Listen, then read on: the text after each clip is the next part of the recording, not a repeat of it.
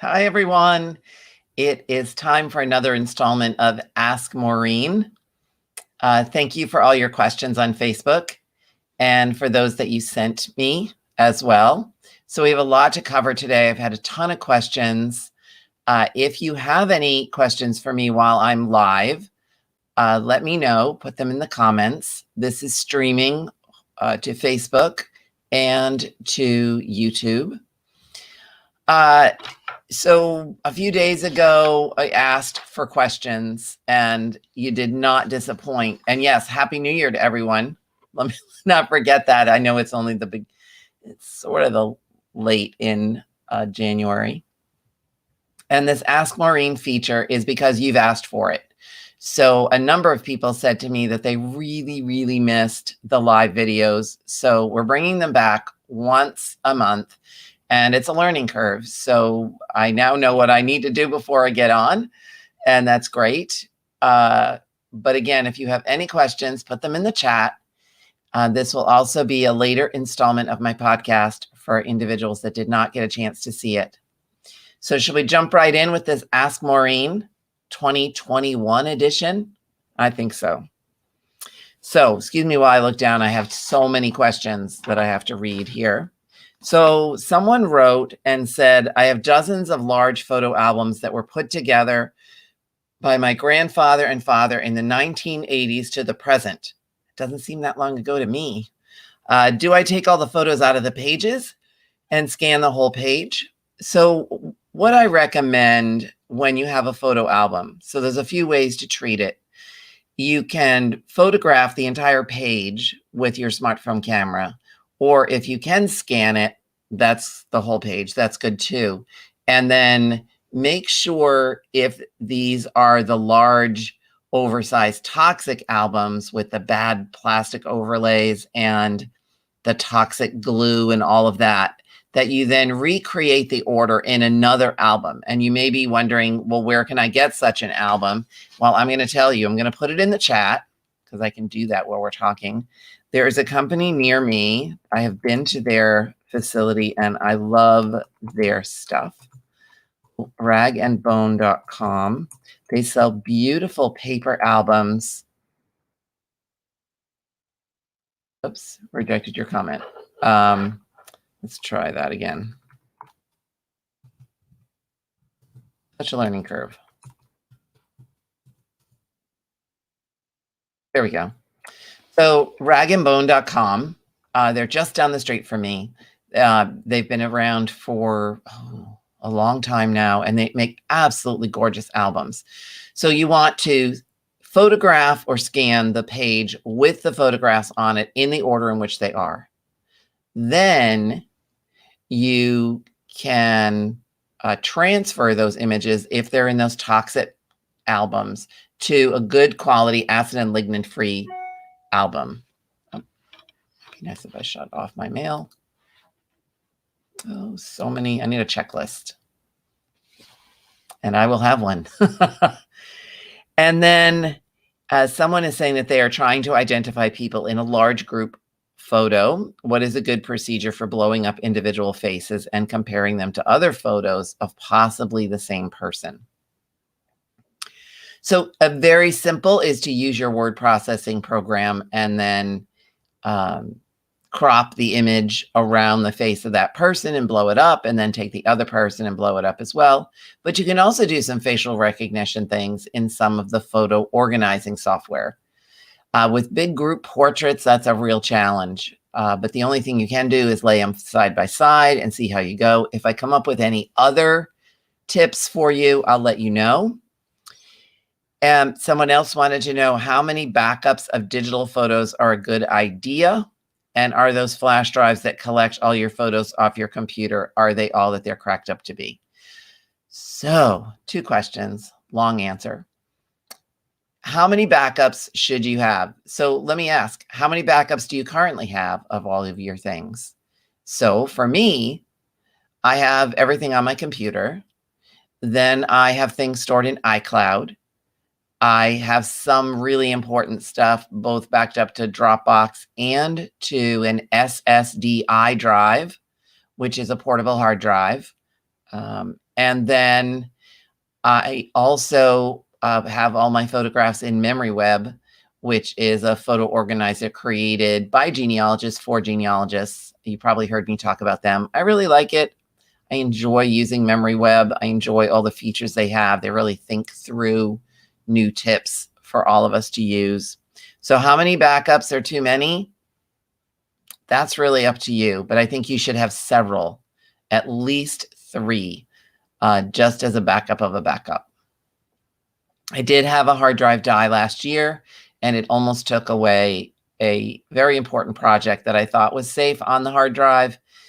It was not. Thank goodness I had backed it up to another hard drive, and I have since backed it up to also Dropbox, just because I really can't lose these. I can't recreate what I've got on the hard drive. And the second part of that question was, are those flash drives that collect all photos off your computer, are they all they're cracked up to be? So flash drives are they're a temporary holder. You don't want to use them long-term. They don't last that long. For instance, a portable hard drive, if you buy them, you look on the box and it'll say replace in 2 years. A flash drive lasts a whole lot less time than that. So you don't want to put anything on a flash drive. And I'm not sure what they do. Do they compress the images? There's more research involved in that before I can answer that fully. But in general, I would not use one of those. Are records available of any of the old photo studios? So that's a yes and a no answer. Some studios still have records in which they have been donated to a historical society or someplace like the International House of Photography at the George Eastman House, International Museum of Photography at the George Eastman House.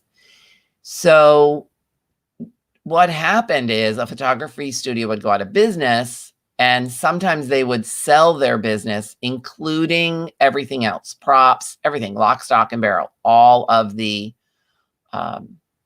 images, including negatives, to the next person who bought the building, because the photo studios have this like hierarchy of places that were good to take pictures.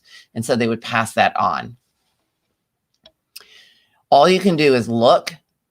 Sometimes photo studio records and images stay in the hands of families like descendants. A few years ago, I went to a photo show in New York City.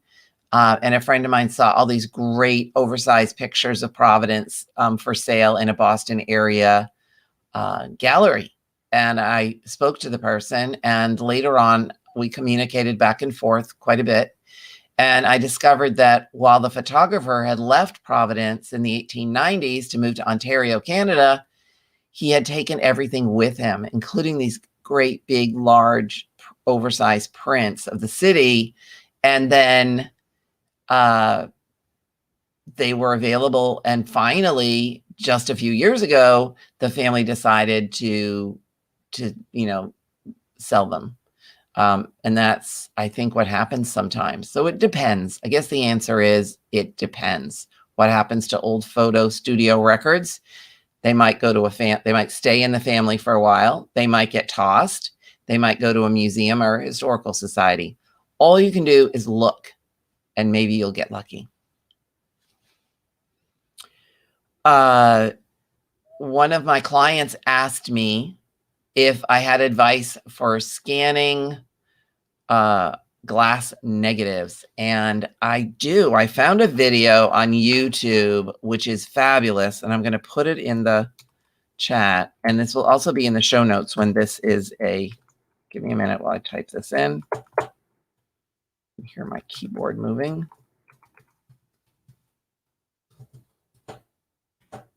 This woman is an archivist, and she really had it all. Did some tips that I love.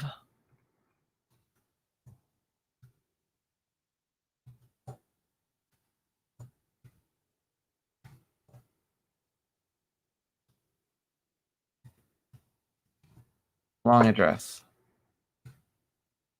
This should work. And that's instructions.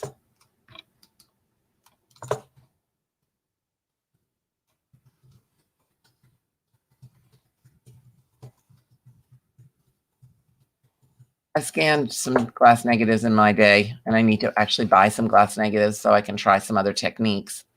But this woman works in an archive, and she really had it down. It's perfect instructions. So take a look at the video. It will help you when you're scanning glass negatives. And I advise that you scan them all because they have a tendency to break.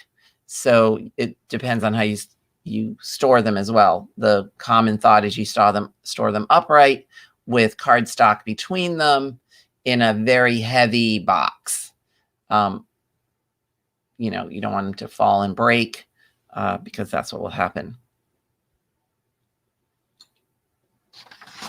Let me turn my page over. That's how many questions I have from you.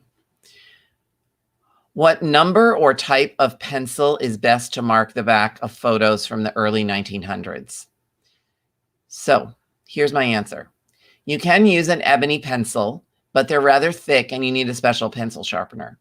Or if you go to an art supply store, you can get a 6B or an 8B pencil, and that's B. Put that in the thing as well. 6B or 8B, not H, pencil. This is good for writing on the back of heritage images. If you want to write on the back of resin-coated pictures from the 1960s, then what you really want to do is invest in a pigment ink marker, like a Zig marker. Art supply stores have these as well. Amazon has them by the dozen. So you can do all of that. So remember, pencil on cardstock, resin-coated paper. You need a pigment ink marker, something that's bleed-proof, quick drying, smell-proof, all of that, and very, very readily available. So does anyone have any other questions for me that they want to put in the chat before I get on to the last few questions that I have? I hope you're going to join me in February for my podcast. The whole month is focused on tintypes. Seriously, there's a lot to know about those little metal images. I have a modern tintypist. I have a man who collects tintypes. We had a great conversation both times talking about what these images are, why our ancestors love them, and why they're so collectible. I haven't done my solo episode yet, but I will shortly. What else? I want to say that I am doing a special presentation on February 15th for myheritage.com, and that has not been advertised yet. So watch the MyHeritage website for that information. I have a special guest on another Facebook Live this month with Kirsty Gray of the Genealogy Show in England. This was something I was supposed to participate in last year or in 2020, and of course it got canceled. And in 2021, it will be virtual, and she's planning that right now. So she wants to get a jump on it, come on and really talk about it. And then there's always new product developments with photography these days. So much going on, so much. So we'll have a product launch coming up at the end of the month. But if you're on my newsletter list, it's really the best way to follow what's happening. I have new courses. 2 weeks ago, I did a course with Nancy Desmond called Getting Started with Digital Photo Organizing that is now available in my store for $49.99. I last week did a free webinar, Tackle Your Photos with MyHeritage, where we talked about the photo dashboard and the enhancement and colorization tools. Plus, they just made the announcement that there are 2 new tools, which are very cool. One is a restore color. If you upload a color photo to your account, you will get a different button up there where it's colorization and enhancement to restore the color. And then on the app, there is a way for you to record a story associated with an image. So MyHeritage is definitely the industry leader of the big genealogy companies, having a lot to do with photos and photo tools. There's a whole long list of things on my wish list for MyHeritage and some other companies. And maybe I'll just do an entire podcast on what I would like to see as the photo detective and what people ask me for. What else? Okay, let's see what questions you have in the chat. Caitlin wants to know, can you give us a sneak peek of a tintype that was a surprise for you to find? Yes, there was on eBay a tintype that was listed, a woman sneezing. And it was so totally not the woman sneezing. It was a woman weeping into a man's handkerchief from about 1870. And there's a lot of those out there. So if you have one, share it in the chat and let me see it.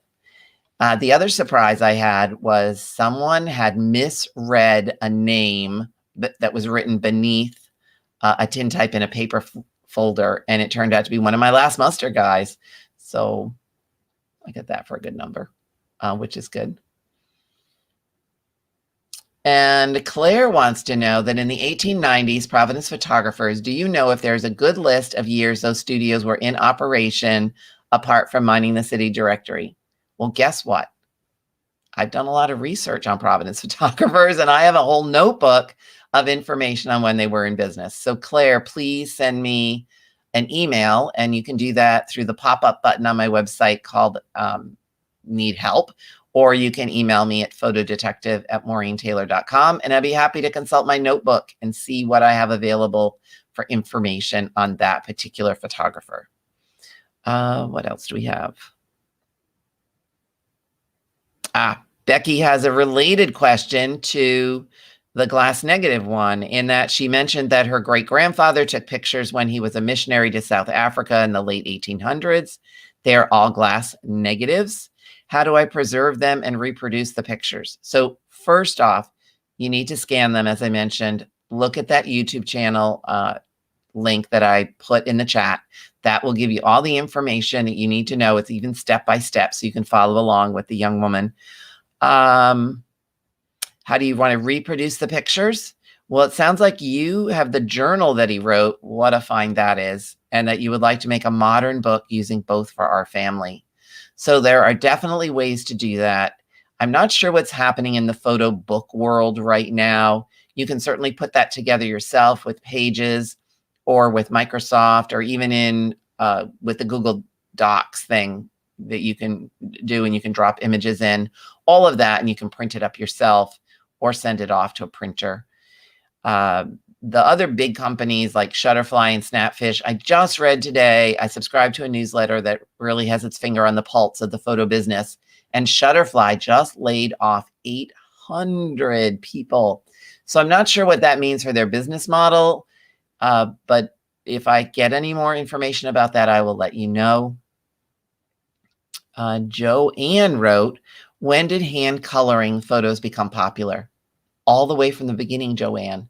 As soon as the daguerreotype came about, there were photographers that were tinkering, trying to find a way to make it color.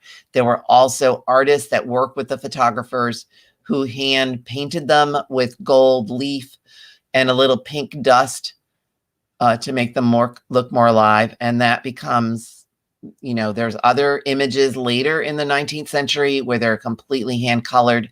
Those are called crayon portraits.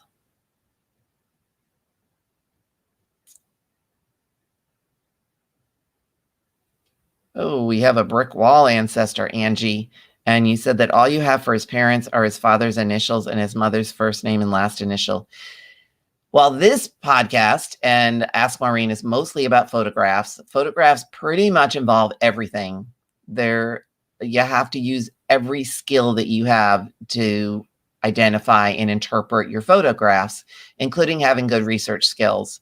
So I'm not sure if you didn't tell me when they were alive, but there are advanced search techniques that you can do on Ancestry.com where you might be able to solve it just with that information. And then Ginny is organizing her ancestor photos by placing them in individual acid-free clear plastic envelopes. Yay. That's like awesome.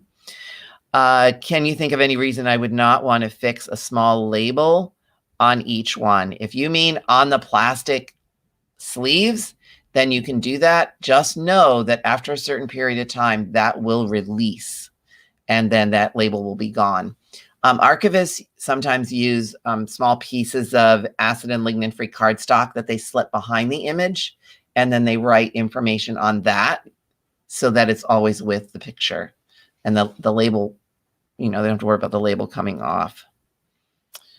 I did hear from Kitty. She sent me an email in response to a blog post I wrote about weeding photos, and she made a very good point. Now, I know that all my double, and triple prints, there's nothing written on the back because they're mine, and we, took one out, meant to do something with the other one, and then never did. So there's nothing on the back of mine. But Kitty did say, be sure before you toss those double and triple prints to make sure you flip them all over to make sure someone in the family has it written on the back and you're getting rid of information. Thank you, Kitty. That was a great tip if you're listening. Carol wants to know about a company that I use for preservation supplies. That would be Gaylord.com.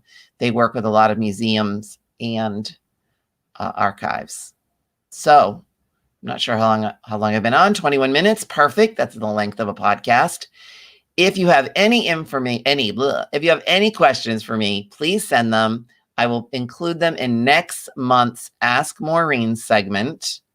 And I will have a much more sophisticated presentation next month because I now know what I should have done on this one.